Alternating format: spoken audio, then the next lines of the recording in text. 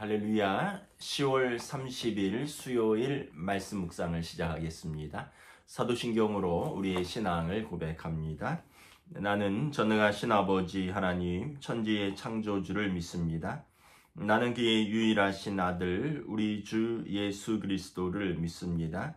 그는 성령으로 잉태되어 동정녀 마리아에게서 나시고 본디오 빌라도에게 고난을 받아 십자가에 못 박혀 죽으시고 장사된 지 사흘 만에 죽은 자 가운데서 다시 살아나셨으며 하늘에 오르시어 전능하신 아버지 하나님 우편에 앉아 계시다가 거기로부터 살아있는 자와 죽은 자를 심판하러 오십니다.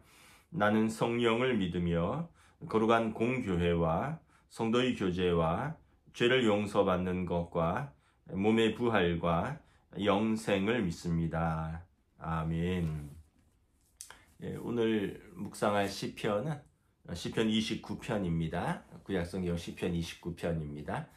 제가 봉독하겠습니다. 너희 권능 있는 자들아 영광과 능력을 여호와께 돌리고 돌릴지어다. 여호와께 그의 이름에 합당한 영광을 돌리며 거룩한 옷을 입고 여호와께 예배할지어다. 여호와의 소리가 물 위에 있도다. 영광의 하나님이 우레소리를 내시니 여호와는 많은 물 위에 계시도다. 여호와의 소리가 힘 있으며 여호와의 소리가 위엄차도다. 여호와의 소리가 백향목을 꺾으시며 여호와께서 레바논 백향목을 꺾어 부수시도다. 그 나무를 송아지같이 뛰게 하시며 레바논과 시리온으로 들송아지 같이 뛰게 하시도다. 여호와의 소리가 화염을 가르시도다. 여호와의 소리가 광야를 진동하시며 여호와께서 가데스 광야를 진동시키시도다. 여호와의 소리가 암사슴을 낙태하게 하시고 살림을 말갛게 벗기시니 그의 성전에서 그의 모든 것들이 말하기를 영광이라 하도다. 여호와께서 홍수 때에 좌정하셨으며 여호와께서 영원하도록 왕위에 좌정하시도다. 여호와께서 자기 백성에게 힘을 주시며 여호와께서 자기 백성에게 평강의 복을 주시리로다. 아멘. 수요 말씀 묵상으로 이렇게 찾아뵙습니다. 오늘 시편 29편도 다윗의 시편이고요. 하나님을 높이고 경배하는 시입니다. 여러분 우리가 이렇게 이 시대가 누구를 좀 존경하거나 또 그 합당한 그 존중을 좀 잃어버린 시대가 된 것이 아닌가 가끔 그럴 때가 있습니다. 이것도 포스트 모던의 어떤 한 모습이기도 한데 자기가 제일 존중히 여김을 받고 자기가 제일 귀하다 보니 어떤 면에서 보면은 좀 자녀들이 부모를 좀 존중하지 않기도 하고요.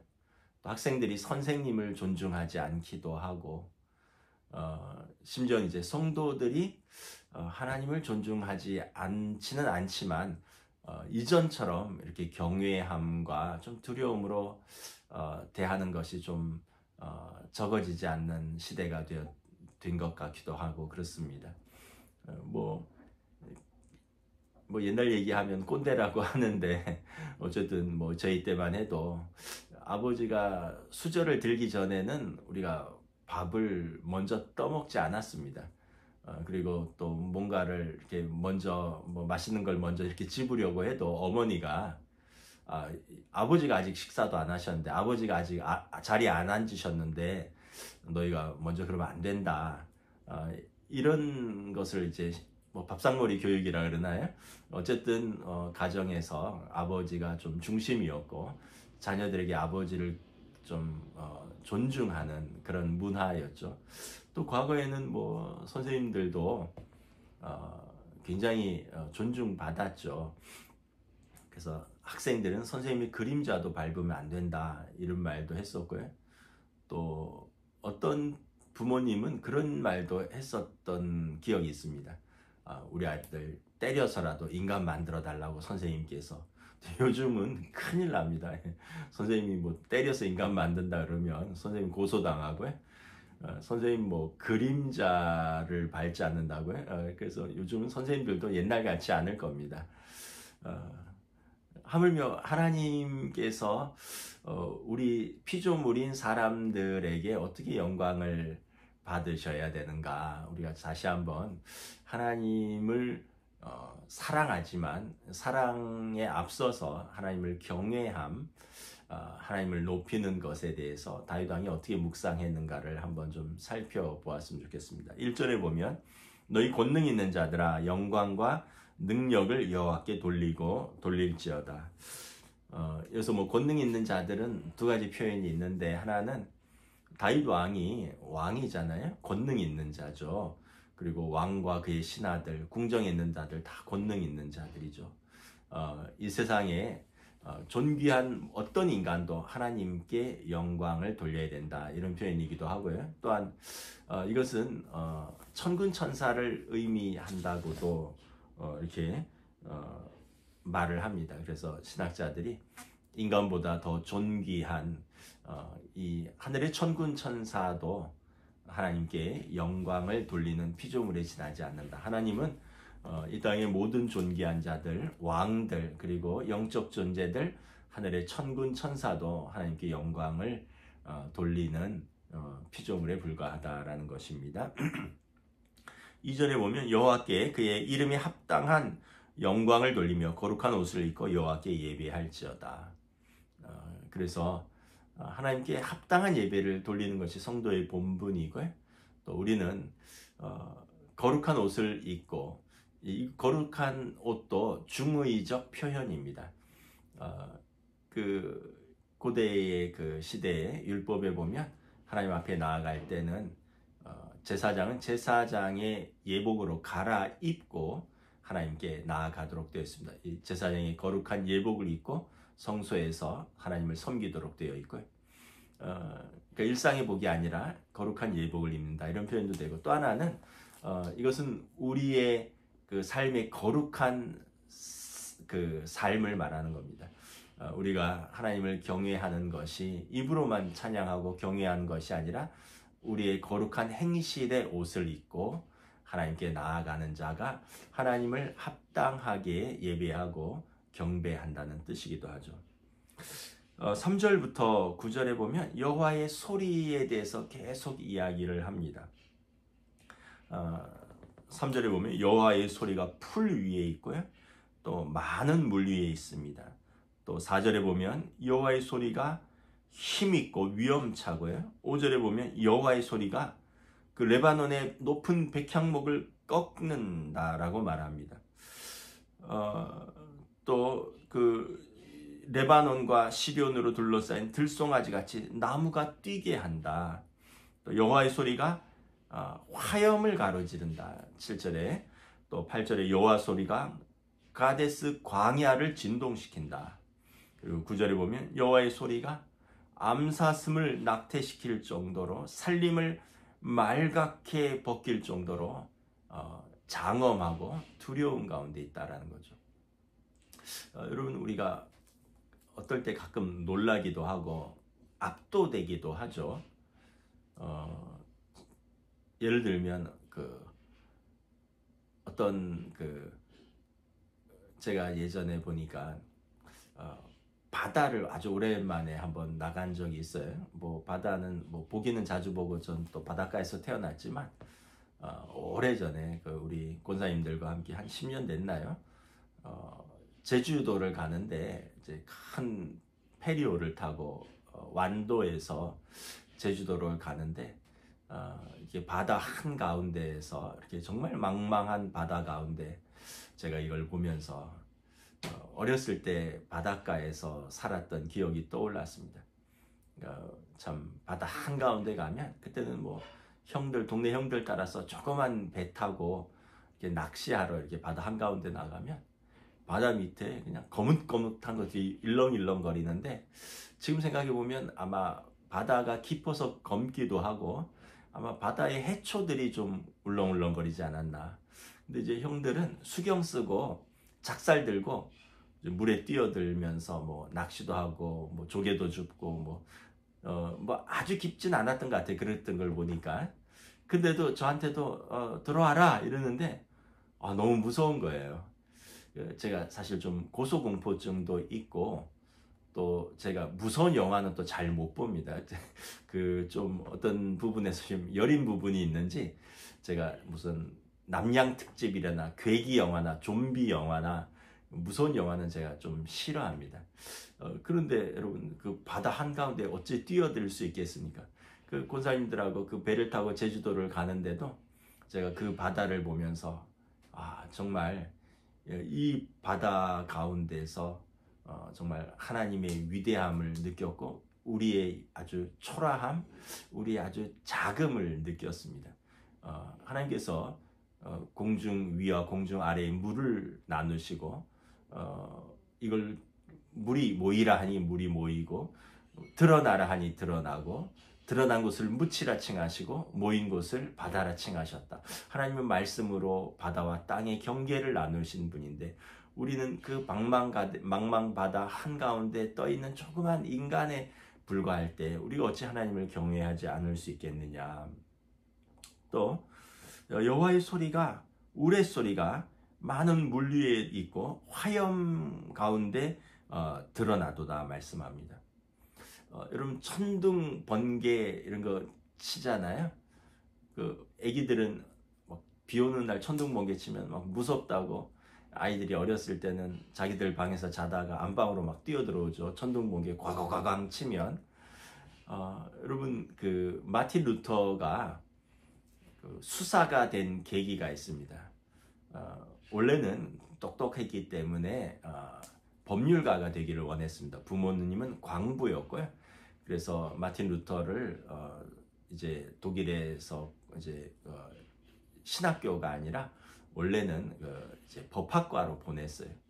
그런데 이제 친구랑 같이 방학 때 집에 돌아왔다가 학교로 돌아가는 도중에 천둥 번개가 치는데 이 소리와 이 번개에 맞아서 옆에 같이 가던 친구가 즉사하고 말았습니다. 얼마나 놀랐겠어요. 그래갖고 마틴 루터가 땅에 엎드러져서 하나님께 서원을 했습니다.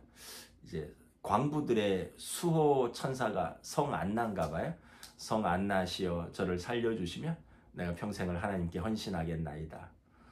그래서 여러분 마틴 루터가 이제 신학으로 법학에서 신학으로 바꾸게 되고 종교 개혁을 하게 된 이제 쓰임 받게 되는 거죠. 이 계기는 아주 우연하게 친구와 들판을 가다가 번개에 맞아 죽은 친구를 보면서입니다.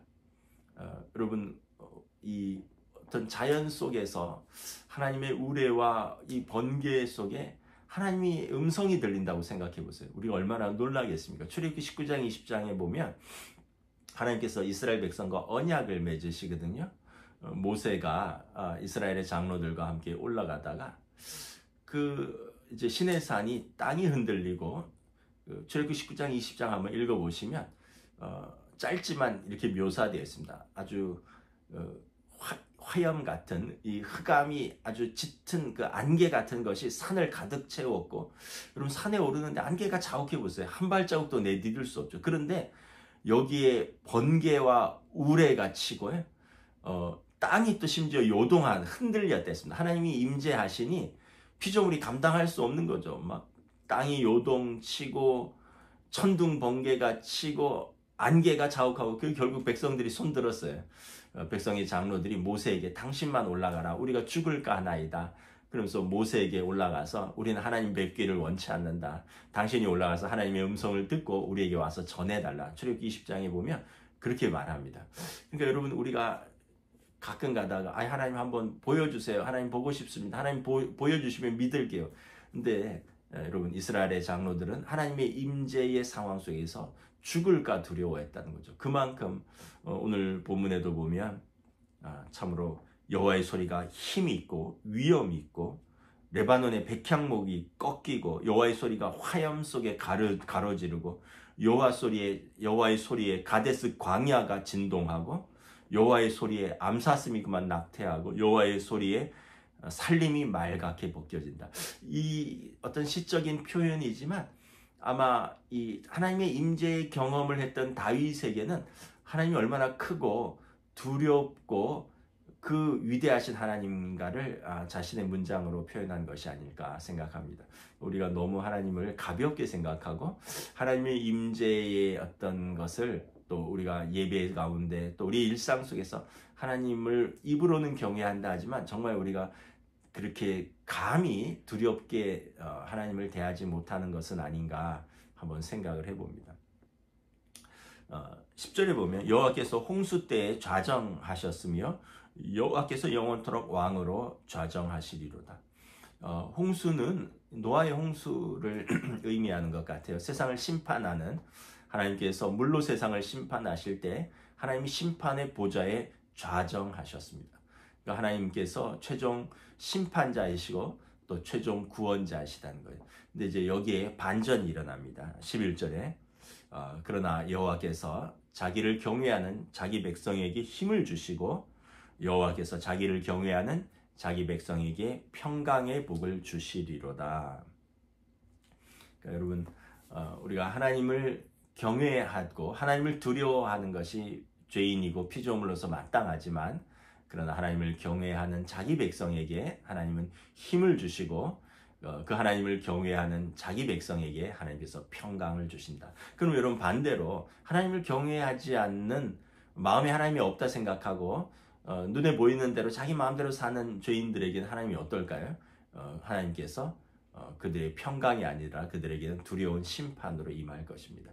결국은 이 하나님이 우리 하나님이시고 이 하나님께서 우리에게 평강과 힘을 주시니 우리가 그 하나님을 합당하게 경배하는 것이 마땅하다라고 다윗은 시로 찬양하고 있는 것입니다. 저와 여러분들이 또 오늘도 여러분 우리에게 주신 모든 것들은 하나님께서 주신 것입니다. 우리가 하나님께 감사하고 또 하나님을 경배하고 여러분 믿음이란 것은 너무 복잡할 것이 없어요. 그냥 하나님이 계심을 믿고 그분을 신뢰하는 것입니다. 그리고 하나님께서 자기 백성에게 힘을 주시고 평강을 주신 것을 믿는 것입니다.